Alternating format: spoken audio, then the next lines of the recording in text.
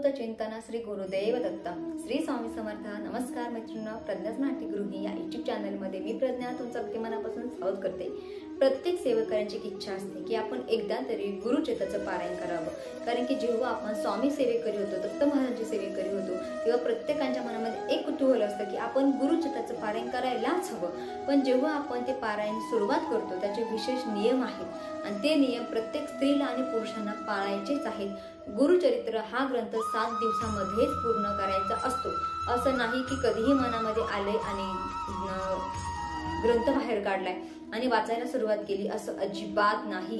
Please मैत्रिणींनो, लक्षात घ्या, आपल्याला गुरुचरित्र वाचायची परमिशन मिळालेली आहे, परंतु त्याचे नियम धर्म पाळणं सुद्धा आपल्याच हातामध्ये आहे। त्यामुळे जर तुम्हाला गुरुचरित्राचं पारायण करायचं असेल तर तुम्हाला त्याचे नियम धर्म पाळूनच तुम्हाला गुरुचरित्राचं पारायण करायचं आहे। आणि मी प्रत्येक सेवकांना, प्रत्येक स्वामी भक्तांना, प्रत्येक सेवकांना एक विनंती करेल की आपण दरवर्षी आपल्या राहत्या घरामध्ये गुरुचरित्राचं पारायण एकदा तरी करायचंच आहे। तसं वर्षातून 7 वेळा करायला सांगितलेलं आहे, परंतु आपले घर, संसार, जॉब या संपूर्ण गोष्टी सांभाळून आपल्याला वर्षातून एकदा तरी गुरुचरित्राचं पारायण करायचंच आहे। आता त्याचबरोबर आपल्या सांसारिक अडीअडचणी दूर करण्यासाठी, आपल्याला दत्त महाराजांचा आशीर्वाद मिळण्यासाठी, आपल्या गुरूंचा आशीर्वाद मिळण्यासाठी सुद्धा अनेक सेवा आपल्याला गुरुमाऊलीने आपल्यापर्यंत पोहोचवलेल्या आहेत आणि त्या सेवा करण्यासाठी विशेष असे नियम धर्म काहीच नाहीत। तुम्ही विशेष कालावधीमध्ये सुद्धा अशी अनेक सेवा आहेत की ज्या तुमच्या मनोकामना पूर्ण करणार आहेत। तर आज अशाच एका सेवेबद्दल मी तुम्हाला सविस्तर माहिती सांगणार आहे आणि हा ग्रंथ आहे संक्षिप्त श्री गुरुचरित्र। अतिशय छोटा ग्रंथ आहे, पण हा ग्रंथ इतका पॉवरफुल आहे की तुमच्या सर्व मनोकामना हा ग्रंथ पूर्ण करणार आहे। आणि याला विशेष असे नियम काहीच नाही, फक्त तुम्हाला मांसाहार करायचा नाही। तुम्ही कोणत्याही गुरुवारपासून या ग्रंथाची वाचनाला सुरुवात करू शकतात। याच्यामध्ये फक्त आणि फक्त 7 अध्याय आहेत। संक्षिप्त गुरुचरित्र वाचण्यासाठी तुम्हाला फक्त आणि फक्त अर्धा तास लागणार आहे आणि अर्धा तासामध्ये तुम्हाला तुमच्या दत्त महाराजांची साक्षात भेट होणार आहे। पण ती भेट कशी घडवायची आहे ते मी तुम्हाला पुढे सांगणार आहे। पण त्यापूर्वी जर तुम्हाला सेवा सुरुवात करायची असेल तर तुमच्याकडे श्री गुरुचरित्र हा ग्रंथ असायलाच हवा आणि हा ग्रंथ तुम्हाला दिंडोरी प्रणित मार्गानुसार जे शॉप आहे तिथे तुम्हाला अवेलेबल होईल, किंवा तुम्ही दिंडोरी प्रणित मार्गानुसार जे ॲप आहे तिथून सुद्धा तुम्ही हे ऑर्डर करू शकता। अतिशय छोटा ग्रंथ आहे।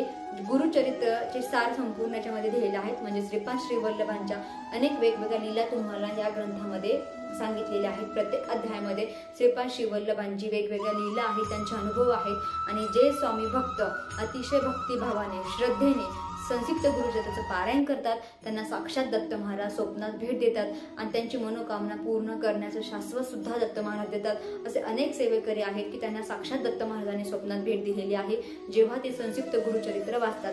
आता संक्षिप्त गुरुचरित्र वाचण्यासाठी एकच नियम आहे, तो म्हणजे ज्या दिवशी तुम्ही संक्षिप्त गुरुचरित्र वाचता त्या दिवशी तुम्हाला मांसाहार करायचा नाही। असं आपण कधीही कोणतीही विशेष सेवा जेव्हा करतो तेव्हा आपल्याला मांसाहार करायचा नसतो।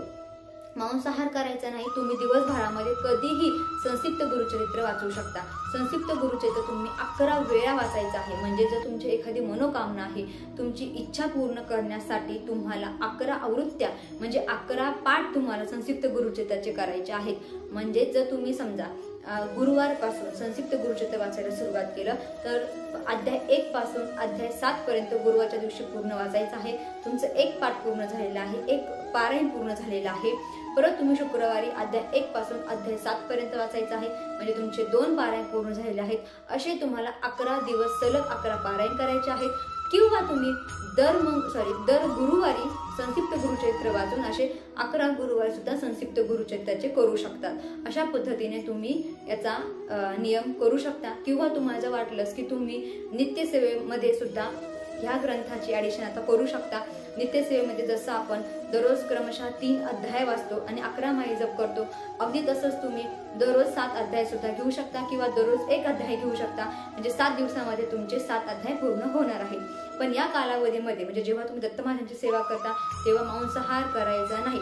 स्त्रियांना सुद्धा हा ग्रंथ वाचण्याची परमिशन गुरु माऊलीने दिलेली आहे, तर स्त्रिया सुद्धा याचं पठण करू शकतात. स्त्री, पुरुष, मुलगा, मुलगी, विद्यार्थिनी सर्वांना याची परमिशन आहे. सर्वजण हा ग्रंथ, छोटासा ग्रंथ आहे परंतु संपूर्ण ज्या मनोकामना ज्या आहेत तर त्या ह्या ग्रंथामुळे पूर्ण होणार आहेत. आणि जेव्हा आपण हे ग्रंथ वाचायला सुरुवात करतो तेव्हा आपल्याला पाठाचे काय नियम आहेत हे तुम्हाला इथे सांगितलेलं आहे. असं विशेष असं सांगण्याची गरज भासणार नाही, कारण की तुम्ही जेव्हा ग्रंथ खरेदी करता तेव्हा तुम्हाला याच्यामध्ये सांगितलेलंच आहे की ग्रंथाचे पाठ करण्याचे नियम काय आहेत, त्यानंतर संकल्प कसा करायचा हे सुद्धा तुम्हाला याच ग्रंथामध्ये सांगितलेलं आहे. त्यामुळे तुम्हाला संकल्प कसा करायचा याचं टेन्शन राहणार नाही. तुमचं नाव वगैरे घेऊन संपूर्ण म्हणजे कशा पद्धतीने तुम्हाला संकल्प करायचा आहे अगदी त्या पद्धतीने तुम्हाला याच्यामध्ये सांगितलेलं आहे. त्यानंतर श्री दत्त वंदन करायचं आहे, श्री दत्त चिंतन करायचं आहे, श्री दत्त मंत्र तुम्हाला म्हणायचा आहे, श्री गुरु मंत्र म्हणायचा आहे आणि श्री दत्त मंत्र म्हणायचा आहे. तर अशा पद्धतीचे तुम्हाला मंत्र म्हणत ह्या सेवा करायच्या आहेत. आणि तुम्ही दररोज सुद्धा तुमच्या सेवेमध्ये दत्त मंत्र म्हणू शकता, दत्त चिंतन करू शकता. म्हणजे आपल्याला जेवढं गुरूंच्या जवळ जाता येईल तेवढ्या तुम्हाला इथे सेवा करायच्या आहेत. आणि त्यानंतर तुमचा अध्याय पहिला सुरू होतो. अध्याय पहिल्यापासून ते अध्याय 7 पर्यंत छोटंसं पुस्तक ग्रंथ आहे, तुम्ही पाहू शकताय. अतिशय छोटा हा ग्रंथ आहे. या ग्रंथाचं पठण तुम्ही अर्ध्या तासामध्ये करू शकता. मैत्रिणींनो, जेव्हा आपल्याला आपल्या मैत्रिणींचा फोन येतो किंवा आपल्या नातेवाईकांचा फोन येतो तेव्हा आपण अर्धा तास 1 तास त्यांना फोनवर बोलत बसतो. पण त्याच्याऐवजी जर आपण स्वामी महाराजांसमोर बसून जर संक्षिप्त गुरुचरित्र वाचलं किंवा श्री स्वामी चरित्र सारामृत एका दिवसामध्ये जर पूर्ण केलं तर नक्कीच आपण जास्त गुरूंच्या जवळ जाऊ शकतो. जर मोक्षाच्या मार्गापर्यंत जायचं असेल आणि आपल्या संसारिक अडीअडचणी दूर करायच्या असतील तर आपल्या गुरूंच्या जवळ जाणं खूप महत्त्वाचं आहे. आणि एकदा जर आपण गुरूंच्या समोर जर नतमस्तक झालो तर आपल्या सर्व अडीअडचणी स्वामी महाराज निवारण करतात. त्यामुळे जास्त मोबाईलवरती वेळ न घालवता किंवा इतरांना फोनवर न बोलता महाराजांची सेवा केली तर खरंच तुमच्या मनातल्या सर्व मनोकामना पूर्ण होणार आहेत. अशक्य ही गोष्ट शक्य फक्त आणि फक्त स्वामींच्या सेवेमुळे होतात. आणि छोटे छोटे ग्रंथ वाचल्यामुळे आपल्या खरंच संपूर्ण मनोकामना पूर्ण होतात. तर अशा पद्धतीने संक्षिप्त गुरुचरित्राचं पारायण कशा पद्धतीने करायचं, याचे नियम काय आहेत याची संपूर्ण माहिती मी तुम्हाला सांगितलेली आहे. मैत्रिणी, आय होप की तुम्हाला माझा छोटासा हा व्हिडिओ नक्कीच आवडलेला असणार आहे.